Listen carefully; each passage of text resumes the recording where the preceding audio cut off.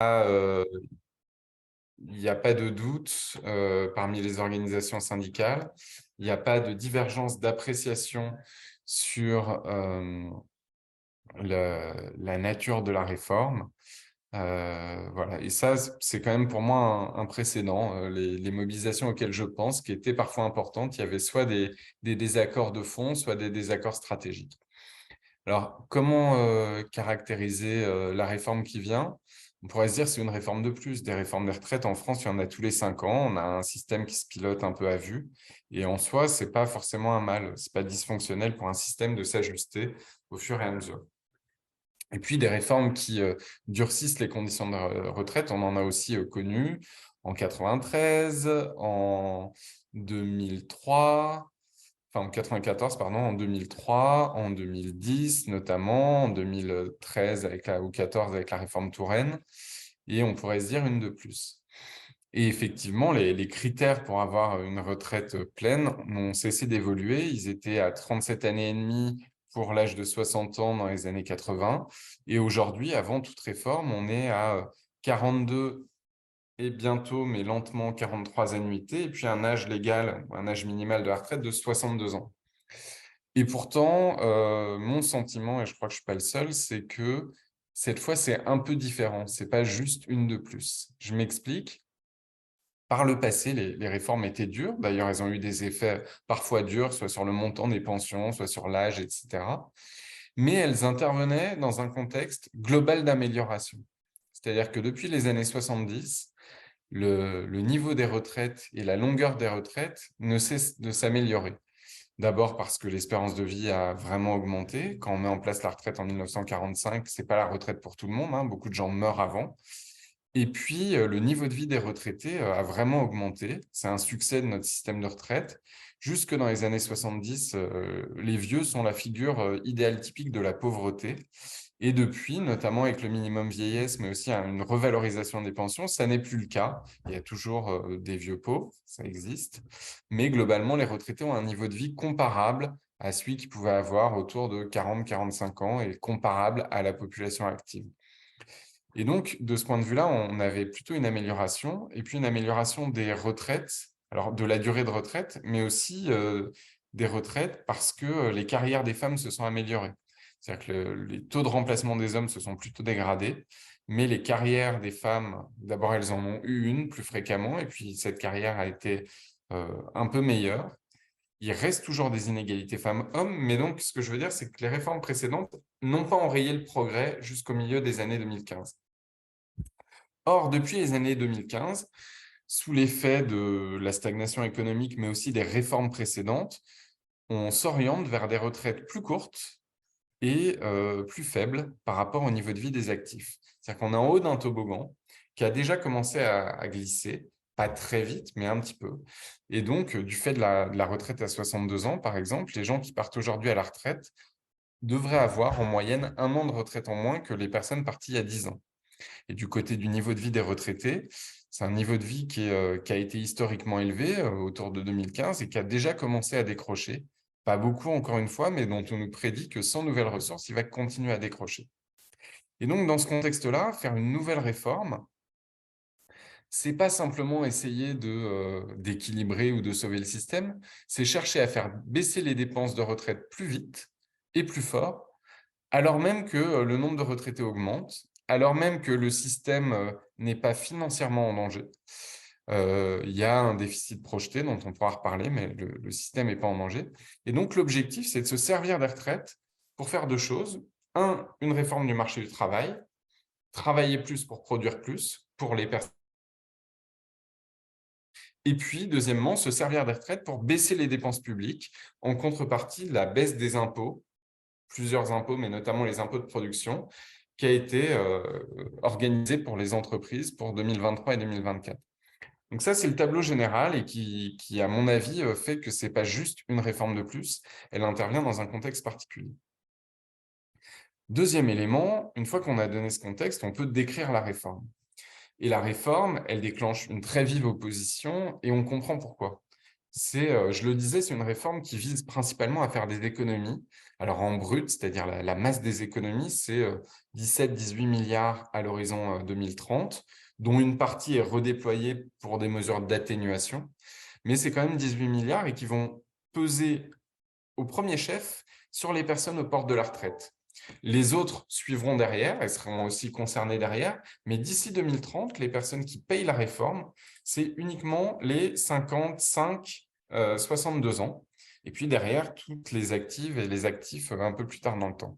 Et donc, ils sont finalement un petit nombre de personnes à subir une économie extrêmement forte et qui se manifeste par essentiellement des mesures d'âge, c'est-à-dire un décalage de l'âge de la retraite minimal de 62 à 64 ans. Pour les carrières longues, un décalage de la retraite de 60 à 62 ans dans la plupart des cas et dans certains cas à 61 ans. C'est les deux mesures essentielles de la réforme.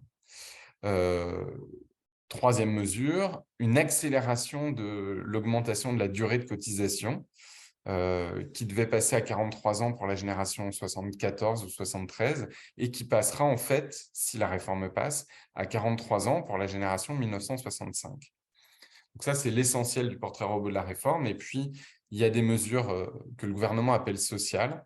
On peut en citer quelques-unes.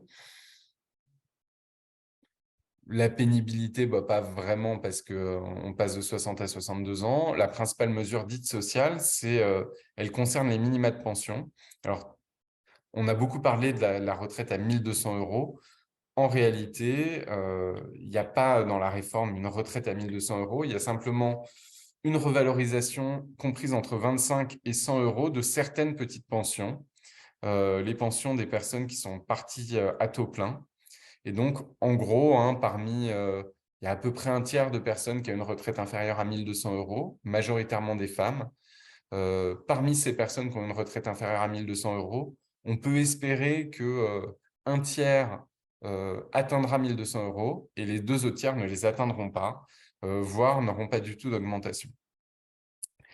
Voilà donc pour le portrait robot de la réforme. Et ensuite, sur les effets, on va avoir à la fois des effets de décalage d'âge majeurs, notamment pour les personnes qui pouvaient partir soit à 60 ans, soit à 62 ans. Donc, ça peut être les personnes qui partaient à 62 ans avec une décote, qui vont devoir partir à 64 ans. Ça peut être les personnes qui partaient à 62 ans à taux plein, parmi lesquelles les gens qui ont commencé à travailler tôt, autour de 20 ans, ou les femmes avec enfants et qui, au titre alors dans le public, c'est les bonifications de services, pouvaient partir à taux plein à 62 ans, elles aussi, c'est 64 ans. Donc, des décalages plus ou moins importants selon la situation et selon la génération, mais un décalage un petit peu général, dans un contexte où on sait, d'une part, qu'il y a un nombre important de personnes qui ne sont plus en emploi au moment de la retraite, donc pour qui on va allonger le sas de précarité entre emploi et retraite. Et d'autre part, on sait aussi que le travail en France est ressenti comme dur et que c'est un souhait très fort pour des raisons à la fois de vie et de santé pour les personnes autour de la soixantaine, de partir dès qu'elles le peuvent ou dès qu'elles ont atteint le taux plein. Et donc, tous ces éléments-là, à la fois le fait que la réforme ne soit pas nécessaire, que ça ne soit pas la seule réforme possible et qu'elle intervienne dans ce contexte-là, expliquent, à mon avis, la manière dont elle est reçue de manière complètement unanime par les organisations syndicales. J'ai fini mon topo introductif. Je vous propose qu'on échange.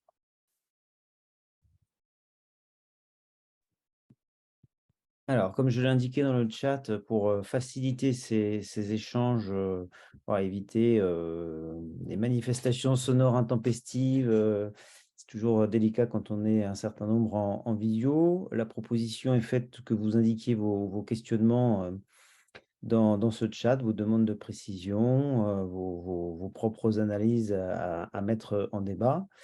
Et en attendant que vous le fassiez, je vais commencer peut-être par demander un complément, d'analyse. Tu as évoqué, la question, des impôts de production. J'imagine que c'est la CVAE, Ouais. auquel tu penses. Est-ce que tu pourrais, voilà, un petit peu expliquer, ce qu'il en est et finalement en quoi, cette réforme, des retraites, elle est clairement analysée à l'aune de la question du coût du travail.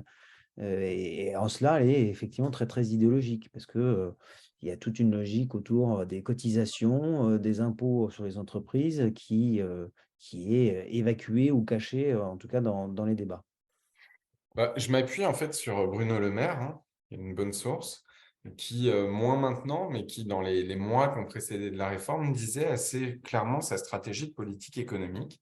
Il disait, moi, ma stratégie, c'est la baisse des prélèvements obligatoires, massivement, et en contrepartie, la baisse des dépenses publiques, euh, qui est à la fois une stratégie de politique économique en disant, avec l'espoir que la baisse des prélèvements et des prestations, c'est un peu ce que les libéraux appellent libérer les énergies, c'est-à-dire créer, soit à l'origine une création de richesse ou de nouveaux investissements.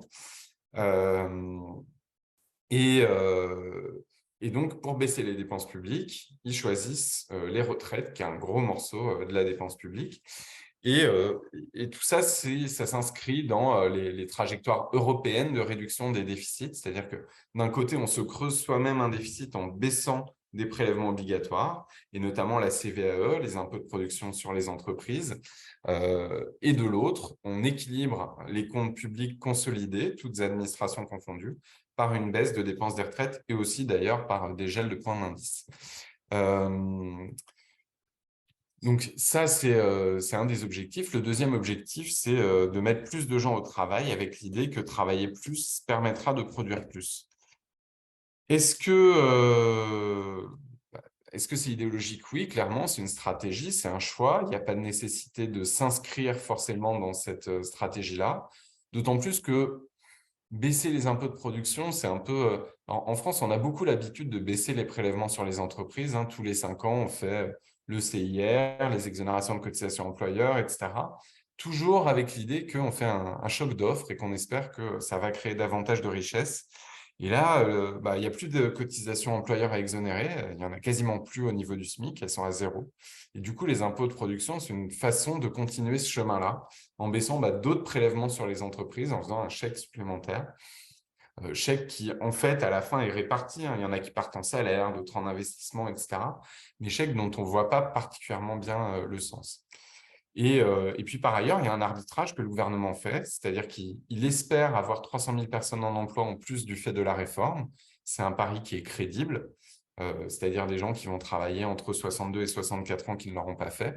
Mais la contrepartie de ça, c'est à court terme du chômage.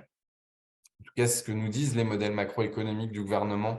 Alors, ça dépend des secteurs, mais clairement, dans le secteur public, on sait que quand une retraite est repoussée, c'est une embauche qui est repoussée également, parce que un vecteur d'embauche, c'est quand même les remplacements de départ à la retraite.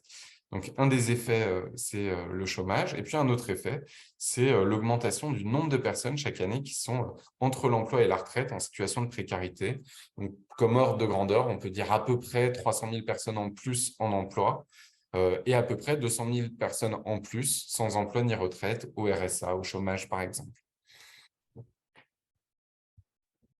Alors, on a une question dans le chat, je ne sais pas si tu l'as sous les yeux. Oui, tout à fait. Bon, alors, effectivement, elle est sempiternelle, la question de la démographie, du nombre de cotisants, etc. C'est pas que c'est pas une question importante, hein, la démographie, le ratio de dépendance, c'est le paysage de la retraite. Donc, ça nous donne un petit peu les contraintes qu'on a. Simplement, on ne peut pas résumer toute l'équation à cette seule question, d'une part. Et d'autre part, cette question, elle a déjà été en partie résolue. Alors, d'abord, effectivement, il y a moins d'actifs que dans les années 70, mais il faudrait que je vérifie les chiffres, mais au dernier comptage, la production par actif a doublé depuis les années 70. Donc, il y a eu des gains de productivité. Et donc, effectivement, on a une population dont la part active a diminué démographiquement. Alors, pas tout à fait, en fait, parce qu'il y a un peu moins d'enfants, il y a un peu plus de vieux, mais un peu moins d'enfants. Et effectivement, la population active est moins importante par rapport aux retraités, mais les actifs produisent plus du fait des gains de productivité et des gains de croissance. Et donc, le fait qu'ils produisent plus, ça a permis dans le temps d'augmenter les salaires. Un salaire moyen est supérieur aujourd'hui à ce qui était dans les années 70, il n'y a pas de doute là-dessus. Ça a permis un peu d'augmenter les profits, Et ça a permis aussi d'augmenter les cotisations et de financer la montée en charge des retraites et du nombre de retraités. Donc, il y a tout ça dans l'équation. Et la question, en fait, c'est quand il y a des gains de productivité, comment on les répartit entre actifs et retraités et profits d'ailleurs. Et donc, effectivement, c'est une question parce que tout ce qu'on met en salaire, on ne le met pas en cotisation. Tout ce qu'on met en cotisation, on ne le met pas en salaire. Mais pendant des années, on a eu les moyens de faire les deux et c'est encore globalement possible aujourd'hui. Ça, c'est le premier point. Et puis, le deuxième point, qui est très important, c'est que vous ne pouvez pas faire payer 2 fois la même facture aux gens.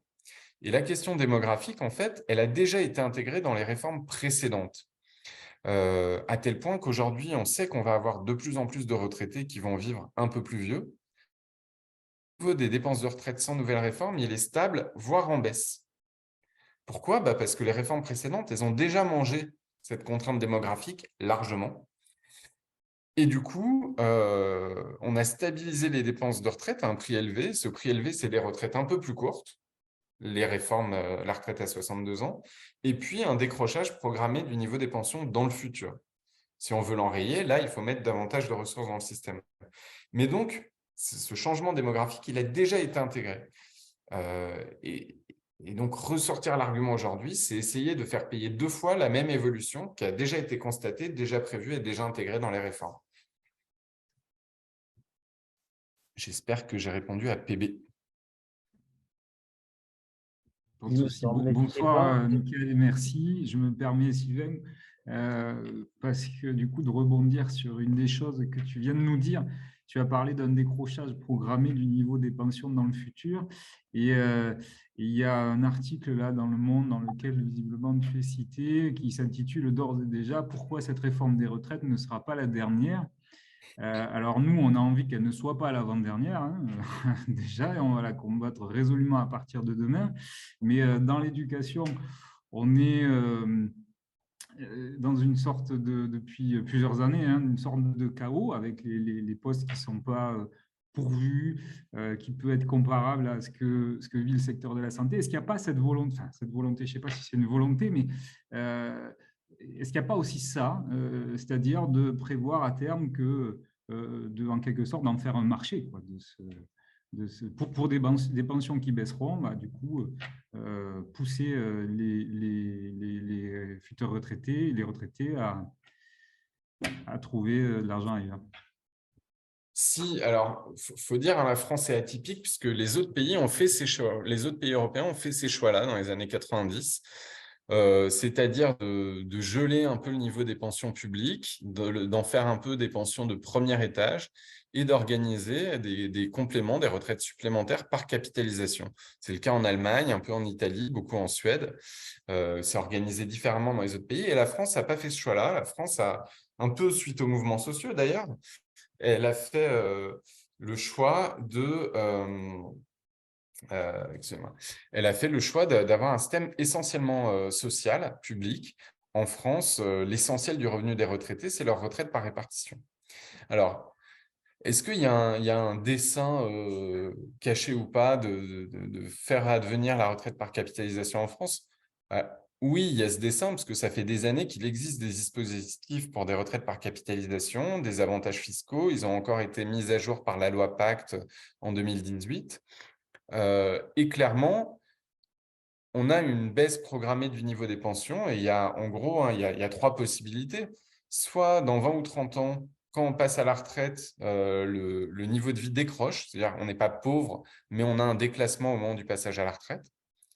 Soit petit à petit, les classes supérieures complètent leur retraite par de la capitalisation et à chaque réforme, vous recevez des pubs pour de la retraite par capitalisation.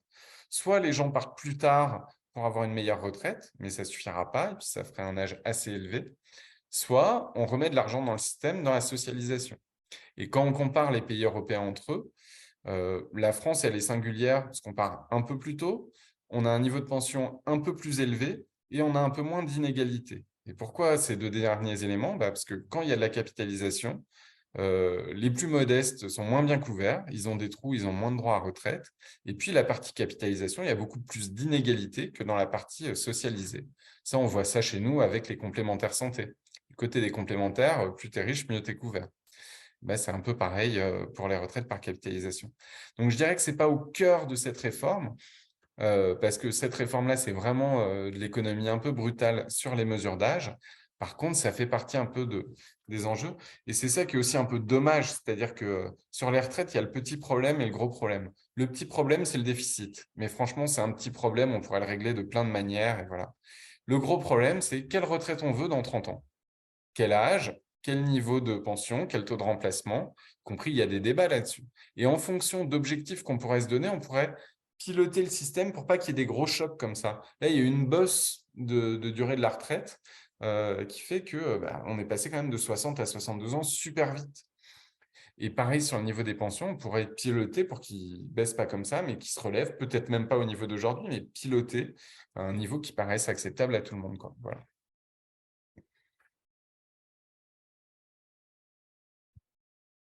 Oui, alors de ce point de vue-là, pardon, Mickaël, puisque tu as parlé d'équation, il y a effectivement beaucoup d'éléments qui interviennent dans cette équation. Il y a la question des cotisations, et puis on voit fleurir là dans la presse différentes possibilités. Alors la hausse des cotisations, évidemment des catégories actives, mais aussi des retraités sur la base des comparaisons pardon, européennes qui font apparaître un niveau de vie en France des retraités supérieur en moyenne européenne et souvent supérieur en termes de positionnement par rapport au niveau de pauvreté. Donc voilà, est-ce qu'aujourd'hui on peut avoir une lecture de la chose qui conduise à dire ce sont des solutions qui ont du sens, qui n'en ont pas économiquement parlant, au-delà évidemment des choix après idéologiques qu'il y a. Tu veux dire de faire payer les retraités? Alors voilà, j'ai vu pas mal de choses apparaître sur la contribution des retraités. Alors peut-être pas de tous les retraités, peut-être des retraites évidemment les plus favorisées. Ça, c'est une première chose. Et puis l'autre élément sur les cotisations, c'est la hausse des cotisations, tout simplement. Alors on revient à la question du coût du travail, avec des débats. Non, c'est insupportable pour les employeurs. Et ça va faire perdre en productivité, ça va générer du chômage, etc. Voilà. Où est-ce qu'économiquement on se situe aujourd'hui dans le débat? Quelle est la lecture qu'on peut faire? Ok. Je sais bien qu'il y a de l'orthodoxie en la Alors, matière et puis des la lecture. pratiques. Voilà. Bon, d'abord, sur le niveau de vie des retraités, en 2015, il a atteint un point historiquement élevé en France qui faisait que le niveau de vie des retraités était comparable à celui des actifs, légèrement supérieur à celui de l'ensemble de la population et de l'ordre de grandeur de quelqu'un qui part à la retraite à un niveau de vie autour de ses 45 ans. Donc, c'est un plus haut historique. Depuis, ça se dégrade un peu parce que, contrairement à ce qu'on entend beaucoup, en fait, on a fait payer les retraités dans les dernières années. On a augmenté la CSG sur une partie des retraités. On a désindexé le niveau des pensions alors que les salaires augmentaient. Et donc, en fait, le faire payer les retraités, ça a déjà eu lieu. On peut être pour les faire payer plus ou moins, mais on ne peut pas dire qu'on ne l'a jamais fait. Ça a été fait sous le gouvernement Hollande et sous le gouvernement Macron. Deuxième élément, le patrimoine est chez les retraités, mais tous les retraités ne sont pas riches. En gros, la plupart des retraités ils n'ont pas trop de loyer à payer, ils peuvent avoir des charges, mais pas trop de loyer à payer. Mais par contre, en fait, le gros patrimoine, il est chez une petite minorité de retraités, les retraités riches. En fait, la différence principale entre la France et les autres pays, c'est qu'on a moins de pauvreté chez les vieux. C'est-à-dire que ce qui fait que le niveau de vie des retraités est plutôt plus élevé, c'est qu'on a des jeunes pauvres et on a moins de retraités pauvres. Il y en a, mais il y en a moins. Donc, en fait, on a plutôt un problème du côté des jeunes que du côté des retraités. Alors, on peut dire qu'il faut ajuster, que peut-être il faut faire des efforts, etc. Mais voilà. Ça, c'est mon premier point. Les retraités vivent mieux historiquement que par le passé. Dire qu'ils sont riches, c'est un peu excessif et on a déjà commencé à leur faire payer. Par ailleurs, les projections nous disent que le niveau de vie relatif des retraités, et notamment des futurs retraités, va décrocher dans le futur. Donc ça, en fait, il n'y a pas besoin de le régler, ça baisse déjà. Ça baisse même peut-être un peu trop dans un futur un peu éloigné. Deuxième élément, quand on veut régler le système des retraites, si comme le gouvernement, on veut faire des économies ou on veut fermer un déficit, on pourrait discuter du niveau du déficit et du calendrier. Mais traditionnellement, il y a 3 leviers. Les cotisations dont tu parlais, l'âge et le niveau des pensions.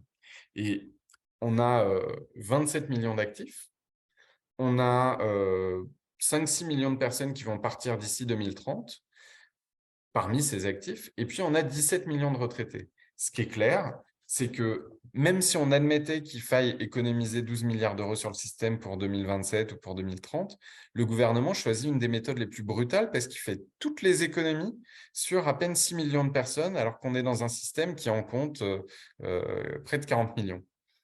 Et donc, il tape très fort là où, effectivement, n'importe quel autre mix serait moins brutal. Alors, j'ai vu un sondage récemment qui montrait que les gens étaient en partie prêts à cotiser plus pour partir toujours au même âge à la retraite. Et moi, je ne me suis pas amusé, mais j'ai fait le calcul sur les cotisations en disant, OK, il faut mettre des ressources dans le système de retraite. Alors, les ressources, on peut être imaginatif, on peut dire, comme je l'ai vu dans le chat, il faut faire payer le capital, il faut faire payer les riches, etc. Mais évidemment, si vous voulez des augmentations de salaire ou si vous voulez faire payer le capital, il faut un rapport de force suffisant. Mais moi, je me suis juste borné dans le cadre actuel, où le rapport de force n'est pas énorme, à dire si les salariés devaient se payer eux-mêmes par leur salaire le fait de ne pas augmenter l'âge de la retraite, combien ça coûterait? Et en fait, les ordres de grandeur ne sont pas faramineux.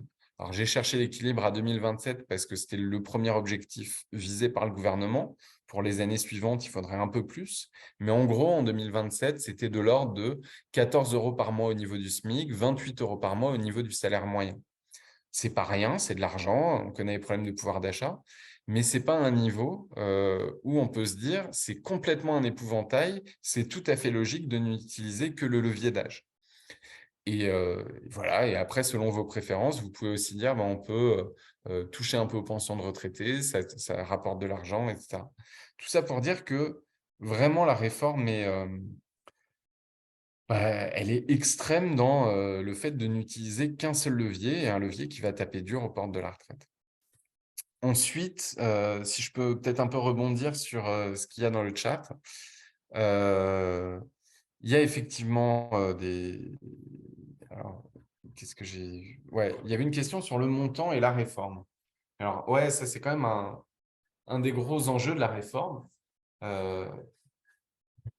En gros, on va travailler plus pour le même prix. En gros. C'est-à-dire qu'aujourd'hui, dans le système actuel, plus ou moins, mais dans la fonction publique, ça marche assez bien. Travailler un an de plus, vous pouvez compter sur, je ne saurais pas dire de bêtises, mais je crois que c'est plus 5% de retraite. À la fois parce que vous avez moins de décote, mais c'est même peut-être un peu plus en réalité. Et puis, éventuellement, vous pouvez avoir une surcote. Là, en fait, avec les mesures d'âge combinées aux mesures de durée, en gros, on va travailler entre 1 et 2 ans de plus pour une augmentation moyenne des pensions de l'ordre de 1%, c'est-à-dire quasiment rien. Aujourd'hui, si vous travaillez un an de plus, c'est beaucoup plus que 1%. Alors, les gens dont le montant de pension va augmenter le plus et que le gouvernement met très en avant, de manière très hypocrite, c'est les gens qui partent aujourd'hui avec une décote. C'est-à-dire qu'aujourd'hui, tu peux partir à 62 ans avec 5 ou 10% de décote et demain, tu ne pourras pas. Tu devras rester 2 ans de plus. Donc, c'est un peu dur de dire à quelqu'un qui fait le choix, ça peut être un choix contraint, hein, je ne dis pas, mais qui part à 62 ans, quitte à avoir une pension plus faible, tu vas gagner à la réforme parce qu'on t'empêche de partir et dans 2 ans, tu auras moins de décote. Ça, c'est les plus gros gains. Pour les personnes qui partaient à taux plein à 62 ans et qui vont partir à taux plein à 64 ans, elles vont toucher un pouillème, 1 ou 2% de plus. Et puis, les autres personnes qui gagnent un peu, mais encore une fois, pas beaucoup, c'est les gens qui étaient au minima de pension et qui vont gagner maximum 100 €, parfois pour 1 ou 2 ans de plus au travail. Donc, en termes de montant de pension, il y a pas, il y a des cas où il y a des baisses. Et les cas où il y a des baisses, c'est les gens qui surcotaient. Si tu avais le taux plein à 62 ans et que tu pars à 64, aujourd'hui, tu surcotes de 2 ans et tu as plus 10%. Avec la réforme, tu n'auras plus de surcote. Tu partiras à taux plein, point, et donc tu perds de l'argent. Il y a quelques cas qui perdent de l'argent, pas beaucoup. La plupart en gagnent, mais vraiment rien du tout au regard de l'effort qui est demandé. Après, je vois des pourquoi pas de retraite maxi et pourquoi pas de retraite universelle à 2 000 €. Bon, ça, c'est des questions éminemment politiques, hein. Je ne suis pas à la place des syndicats et des partis pour faire les propositions. Historiquement, le choix d'avoir des retraites, y compris pour les riches, c'est le choix de les mettre dans le système. C'est-à-dire que le taux de remplacement, c'est-à-dire la part de son dernier salaire qu'on garde quand on va à la retraite, en France, il est globalement en sifflet. Alors, dans la fonction publique, c'est un peu différent, mais grosso modo, les très riches ont plein de primes, donc ils ont un taux de remplacement quand même plus faible que les agents qui sont moins payés en primes. Et dans le privé, c'est très clair, quelqu'un au SMIC, il a un taux de remplacement de l'ordre de 80%, et les cadres supérieurs, des taux de remplacement de moins de 50%. Il y a d'autres inégalités, hein, les cadres vivent plus longtemps, etc. Mais donc, en gros, on a un système où on met tout le monde dans le système, avec des taux de remplacement qui ne sont pas complètement uniformes, avec l'idée qu'il vaut mieux avoir les riches dedans pour qu'ils cotisent au système que dehors pour qu'ils se payent des complémentaires par capitalisation et que globalement, ça contribue davantage à la solidarité.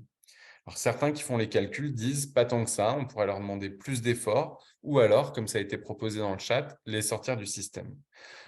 L'objection, si on les sort du système, c'est qu'on fait un pont d'or à la capitalisation, c'est-à-dire qu'ils vont retirer une partie de leur cotisation du système et on développe un marché de la capitalisation. Et puis, vous pouvez avoir un effet des cadres intermédiaires qui veulent aussi leur capi, etc. Voilà, ça, c'est un peu les débats. Pourquoi pas une retraite uniforme pour tout le monde? C'est un petit peu la même idée.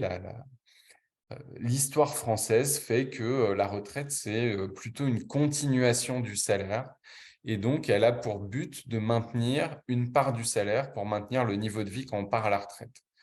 Et donc, finalement, la retraite uniforme, c'est un peu la question du salaire uniforme. Soit on peut dire, OK, pour les écarts de salaire, mais retraite uniforme, ce qui veut dire que ça fait un choc positif pour les uns, un choc négatif pour les autres. Ou alors, si on est contre les inégalités de revenus, on peut les réduire sur le marché du travail d'autant. Le problème qu'on a aujourd'hui, c'est que les personnes qui sont maltraitées par le marché du travail sont encore plus maltraitées par la retraite.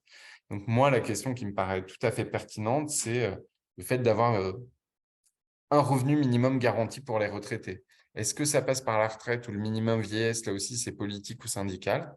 Mais aujourd'hui, effectivement, vous avez des gens qui ont des retraites très faibles et la réforme du gouvernement ne les prendra pas en compte. Des gens qui ont des retraites de 400, 500, 600 euros, des gens qui ont le minimum vieillesse mais n'y recourent pas. Bref, on pourrait avoir, comme c'est le cas dans certains autres pays, une garantie à un montant à fixer pour tous les retraités.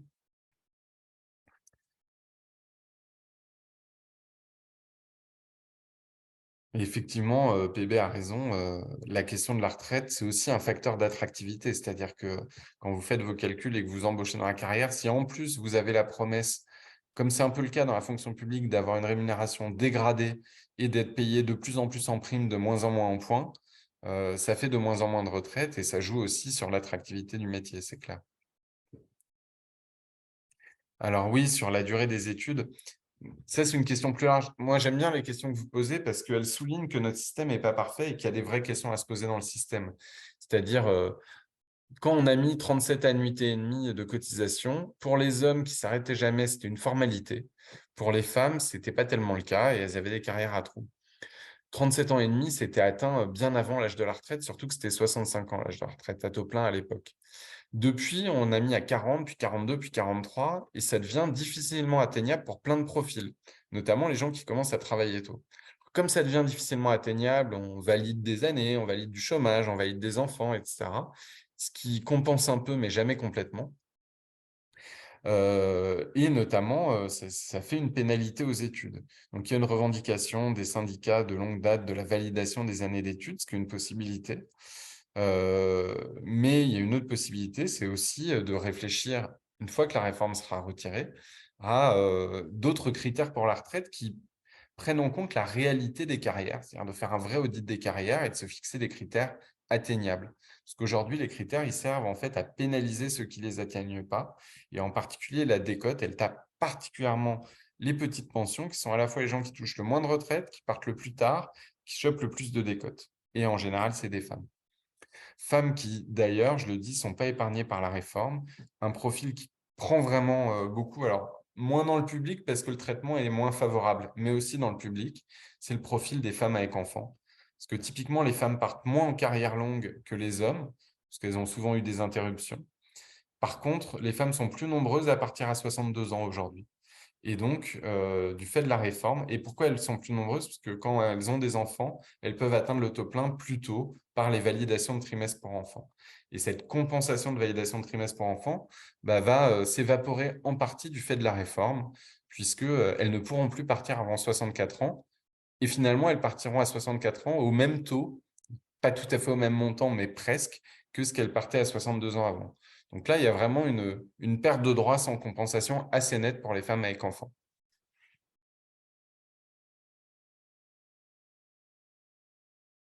Je vais devoir partir dans 2 minutes, mais je veux bien prendre une dernière question.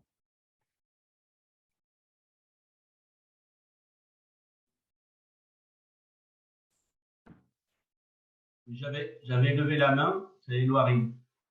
Allez, vas-y, Éloirie, Oui, dis dans le oui. chat. Alors une question très très rapide, mais plus d'ordre, disons, juridique que strictement économique ou politique. C'est qu'une des prétentions du gouvernement, c'est de se servir des économies faites par la réforme pour financer des politiques publiques.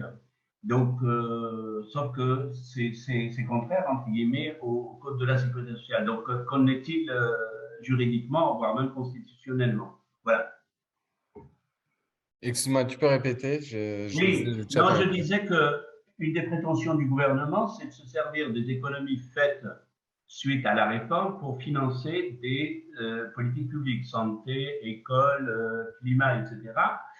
Or, la sécurité sociale se finance par la cotisation, alors que, bien évidemment, les politiques publiques par l'impôt. Donc, est-ce que ce n'est pas aussi une remise en cause du statut même de la sécurité sociale? Voilà. Alors, j'allais faire un signe de flûte et après, je me suis rappelé que c'était enregistré. Si il se servait de la réforme des retraites pour financer d'autres plans, on verrait les autres plans. En réalité, vous ne pouvez pas utiliser 2 fois le même argent, une fois pour refermer le déficit public et une fois pour payer des nouvelles dépenses. En l'occurrence, je ne crois pas à cet argument-là. Je pense que c'est juste un argument de vente. Après, l'État a vraiment une stratégie cohérente pour récupérer de l'argent. Aujourd'hui, les retraites, notamment dans le public, sont financées par l'État, mais aussi les retraites du privé sont un peu financées par l'État au titre de dispositifs de solidarité. Le calcul de l'État est le suivant. Si les dépenses de retraite baissent, il y a moins de déficit à combler, moins d'enveloppe de solidarité à verser, et du coup, l'État peut retirer ses billes et récupérer de l'argent sur la part que lui verse aujourd'hui, qui a un effet de vase communicant.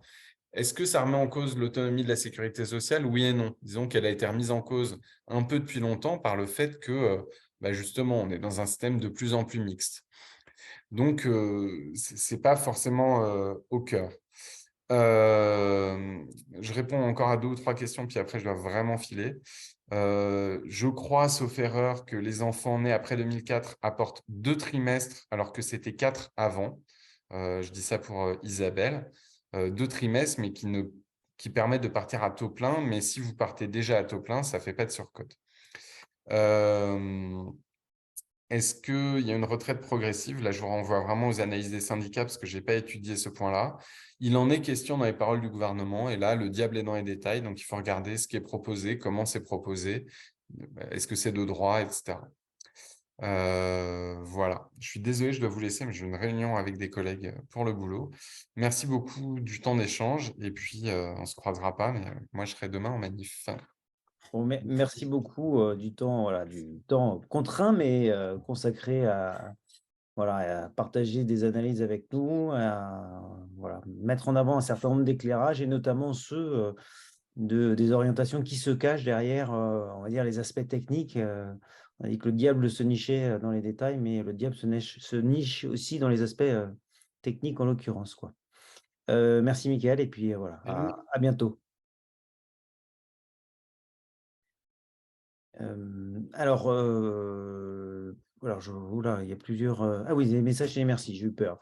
Je voulais juste, du coup, peut-être apporter, non pas une réponse à Isabelle, mais une esquisse de réponse par rapport à la question de la CPA, enfin de la retraite progressive, comme ça a été indiqué. On ne sait pas hein, actuellement, effectivement, il y a eu des annonces qui allaient dans le sens d'un retour à un droit au temps partiel dans la fonction publique. Pour le dire autrement, le temps partiel deviendrait de droit avec éventuellement peut-être la possibilité d'anticiper sur les droits à retraite. Mais comme l'a dit Mickaël, rien n'est fixé, rien n'est clair, donc ça fait partie des soi-disant mesures sociales. On peut douter de la pertinence du dispositif. En tout cas, on ne serait pas encore sur ce qui était la CPA précédemment, qui a un coût, puisque il y avait un mécanisme de surtraitement quand même. Donc voilà. Pour le reste, toujours Isabelle qui demandait s'il y avait une démarche syndicale par rapport à la question de la pénibilité. Oui, forcément, c'est-à-dire que c'est un aspect qui est pris en considération. La difficulté actuelle, c'est de définir les critères de pénibilité. On a vu qu'ils avaient diminué, contrairement à ce qui est souvent mis en avant par le gouvernement, d'une part, et d'autre part, comment dire, mettre en concurrence un petit peu les difficultés des différents métiers. C'est-à-dire que tous les métiers ont leur forme de pénibilité. Il semble que la réponse, elle soit plutôt dans le retour à un âge décent de retraite que dans une déclinaison des âges de retraite par métier, même s'il faut évidemment entendre les éléments de pénibilité dans les situations respectives. Voilà. Jérôme vous a mis dans le chat le rendez-vous pour les manifestations dans notre académie de demain. Donc, soyez nombreuses et nombreuses, soyez, comment dire, vifs et engagés, bruyants. On se donne rendez-vous pour de prochains échanges sous une forme ou une autre, dans des instances ou en dehors. Voilà, on sait effectivement tous et toutes que le combat qui s'ouvre, car c'est bien un premier temps, est un combat qui doit être fort, peut-être long. Donc on verra un petit peu comment les prochains jours et les prochaines semaines se présentent. Mais en tout cas, disons-nous qu'il n'y a pas de fatalité et que voilà, les voix existent, ça a été entendu. Je vous renvoie à un article de Michael sur, je crois qu'il a un blog qui s'intitule, ça a été publié assez récemment et avant même les annonces d'ailleurs du gouvernement, qui s'appelle 5 pistes pour combler le déficit des retraites sans se fatiguer. Voilà, qui illustre les alternatives possibles, dont un certain nombre sont discutables, hein, parce que voilà, comme ça a été suggéré par Elwary tout à l'heure, faire cotiser le capital, c'est pas tout à fait forcément la même philosophie que faire cotiser les patrons sur les salaires. Faire intervenir l'impôt, c'est pas tout à fait la même chose que cotiser. Enfin voilà, on a des éléments qui sont bien à nuancer, mais en tout cas, le mérite de cet article est de faire entendre et voir qu'il y a bien des choses qui sont envisageables. Voilà, il y a des choses qui sont envisageables. Et donc, ne soyons pas défaitistes et ne soyons pas fatalistes. Je conclurai là-dessus. Voilà, je crois, dit en introduction, je le redis là, mais soyons-en sûrs et convaincus. Voilà. Merci tout le monde. Et merci à Jérôme d'avoir évidemment organisé ce temps d'échange, puisque c'est lui qui a contacté Michael. Et même s'il n'est plus là, on remercie Michael pour sa disponibilité, parce que les choses se sont faites rapidement et ce n'est pas toujours facile. Voilà, si vous cherchez à voir un petit peu ce qu'écrit Michael Zemmour, vous verrez qu'en ce moment, il est effectivement pas mal sollicité et c'est une bonne chose. C'est une bonne chose. Bonsoir, bonne manifestation. On va couper la visio et encore merci à tout le monde d'avoir assisté. Allez, à bientôt et bon courage. Au revoir.